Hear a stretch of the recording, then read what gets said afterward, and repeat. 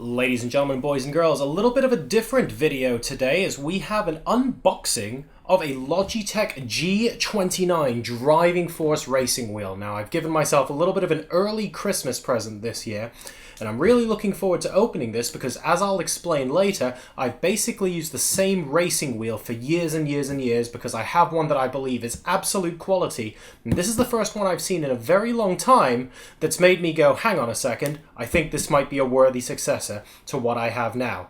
So what I have here is the PS3, PS4 version, as you can see underneath. The G29 PS3, PS4 version is compatible with the PC, and there is an Xbox version as well, which is the G920, that's also compatible with PC. So if you happen to be using a computer, you can use either version, it doesn't make a difference, but otherwise you want the G29 for PlayStation and you want the G920 for Xbox. Now, there are links to both of those in the description, so go ahead and check those out as well. But in the meantime, I'm going to get into it and unbox this wheel so you can see what it looks like on the inside. Alright, so first off, we appear to have instructions on what to put where, that's fair enough. And an awful lot of small print by the looks of things. Cool, we won't bother with that until later. It's safety, compliance, and warranty information for anyone interested in that sort of thing. You know, a bit of bedtime reading. And we have the adapter with the fuse here. For me, of course, particularly useful because it's a UK plug. You will get the one in your region for what you need as well. Right, now we're getting into the meat of it. We have the pedals. Enclosed, of course, in plastic wrapping, just to make sure that they don't get damaged in transit.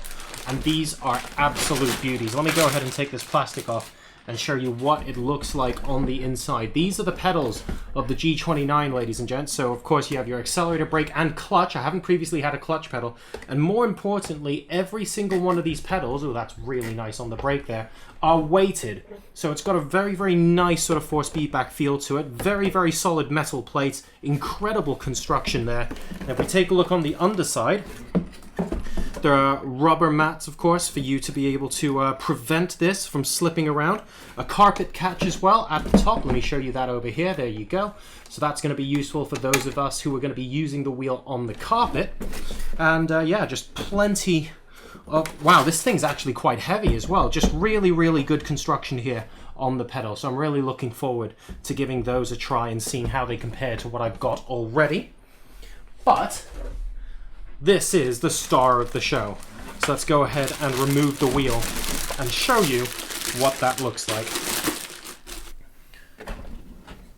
Alright, so here, ladies and gentlemen, is your Logitech G29 racing wheel. You can see the PlayStation logo in the middle there. Of course, this version compatible with both PC and PlayStation.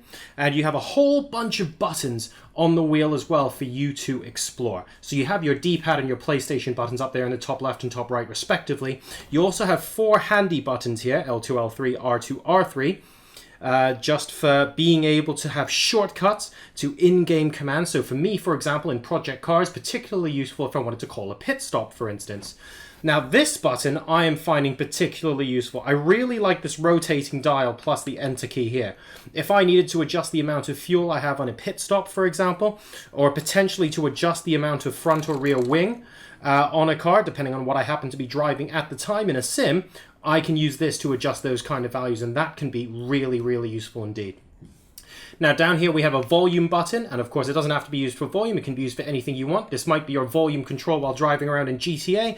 It could also be your front wing button. It could still be your fuel adjustment button, or pretty much anything else. It's very versatile.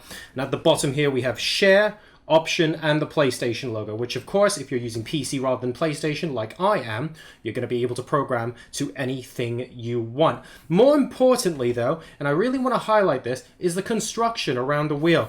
There's a really nice solid leather feel around this wheel, and it's one of the reasons I have liked it so much and I was so happy to get one, because leather and metal is the main construction for the wheel I currently use, the Logitech Momo Force.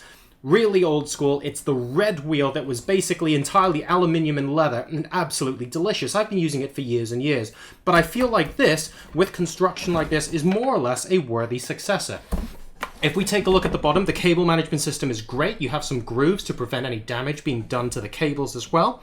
And a really nice, neat sort of storage system on the bottom here. The clamp system is reasonably universal. You can see you can use these things here to clamp them down to your desk.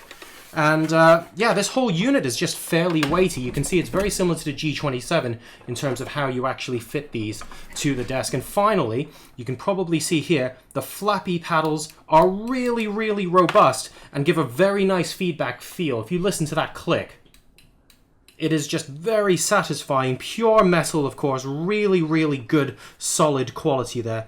So I'm really looking forward to seeing how this turns out. There is also, by the way, a small switch here if you're using PlayStation. You need to switch that over to the right-hand side if you're using a PS4. So there's a PS3 mode here and a PS4 mode there as well. So make sure you take note of that.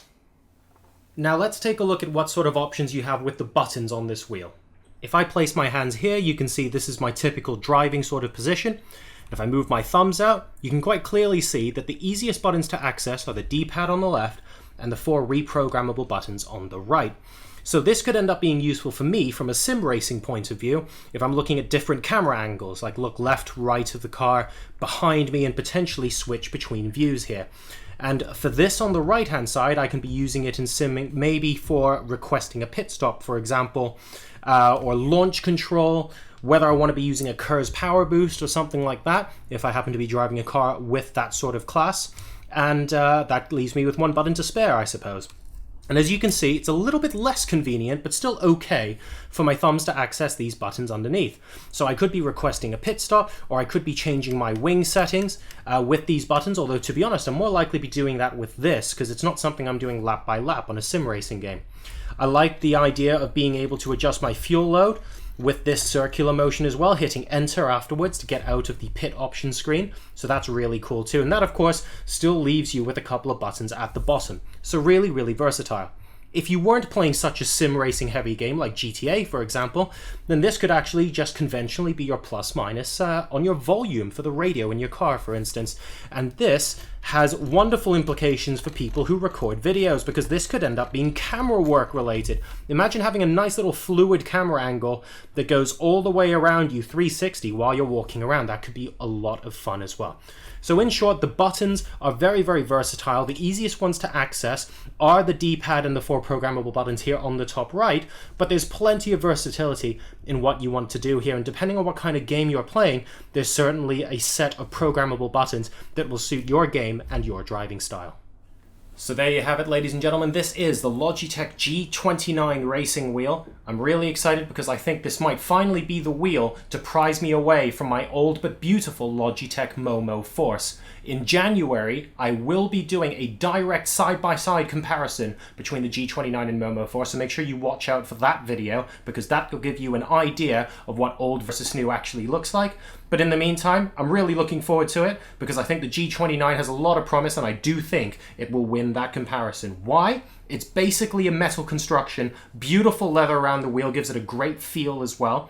Really, really sturdy, both in the pedals, which have fantastic feedback, and the wheel as well. A lot of buttons on the wheel means that no matter what kind of game I'm playing, I can sort of adjust everything based on what I'm playing at the time. So whether it's anything from GTA to the most serious sim racing, it feels like I have everything covered.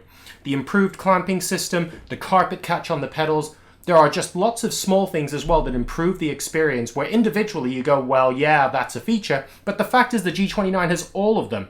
So I'm looking forward to seeing how they combine to make the racing experience just that much better. So I hope you've enjoyed this video. Thanks for watching the unboxing, and if you've liked it, make sure you go ahead and like and subscribe.